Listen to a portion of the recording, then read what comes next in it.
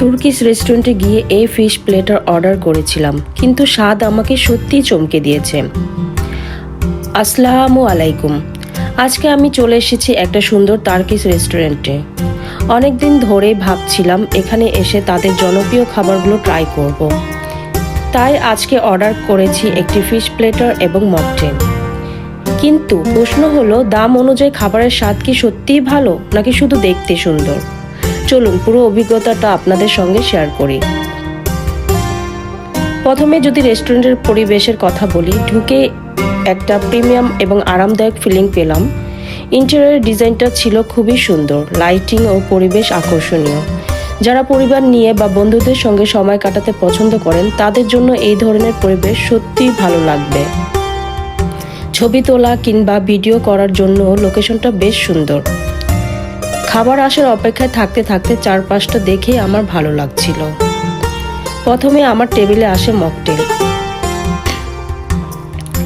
দেখতে বলতে গেলে একদম রিফ্রেশিং, গ্লাসের প্রেজেন্টেশন, আইস, গার্নিশ সবকিছু বেশ আকর্ষণীয় ছিল।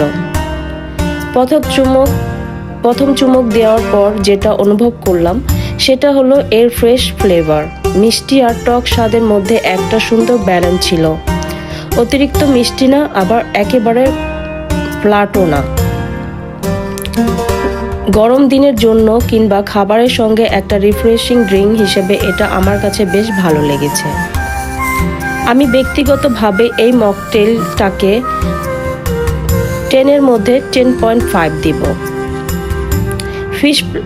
এরপর আসে আমাদের আজকের মূল আকর্ষণ, ফিশ প্লেটার। সত্যি বলতে প্লেটটা টেবিলে আসার পর প্রথম দেখাতেই বেশ ইমপ্রেসড হয়েছি। প্রেজেন্টেশনটা ছিল খুবই সুন্দর। মাছের সঙ্গে ছিল বিভিন্ন সাইড আইটেম, আর পুরো প্লেটটাই দেখতে বেশ প্রিমিয়াম লাগছিল। এবার আসি স্বাদের কথায়। মাছের বাইরের অংশটা সুন্দরভাবে কুক করা ছিল, আর ভেতরে ছিল নরম ও জুসি। অনেক সময় দেখা যায় মাছ শুকিয়ে যায়, কিন্তু এখানে সেই সমস্যা ছিল না। মশলার ব্যবহারও ছিল ব্যালেন্সড। এমন না যে অতিরিক্ত ঝাল বা অতিরিক্ত মশলাদার। মাছের আসল ফ্লেভারটা বজায় রেখেই কুক করা হয়েছে। প্রতিটা বাইটের সঙ্গে বোঝা যাচ্ছিল যে খাবারটা যত্ন নিয়ে প্রস্তুত করা হয়েছে।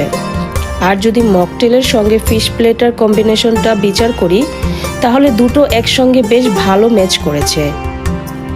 আমি ব্যক্তিগতভাবে খাবারের স্বাদ, প্রেজেন্টেশন এবং সার্ভিস সবকিছু মিলিয়ে ফিশ প্লেটারটাকে 10-এর মধ্যে 9 দেব। এখন প্রশ্ন হলো, এটা কি অর্থ ইট? আমার মতে, যদি আপনি নতুন ধরনের খাবার ট্রাই করতে ভালোবাসেন এবং টার্কিশ স্টাইল খাবারের অভিজ্ঞতা নিতে চান, তাহলে অবশ্যই একবার চেষ্টা করতে পারেন। বিশেষ করে ফিশ প্লেটার এবং মকটেল এর এই কম্বিনেশনটা আমার কাছে বেশ ভালো লেগেছে।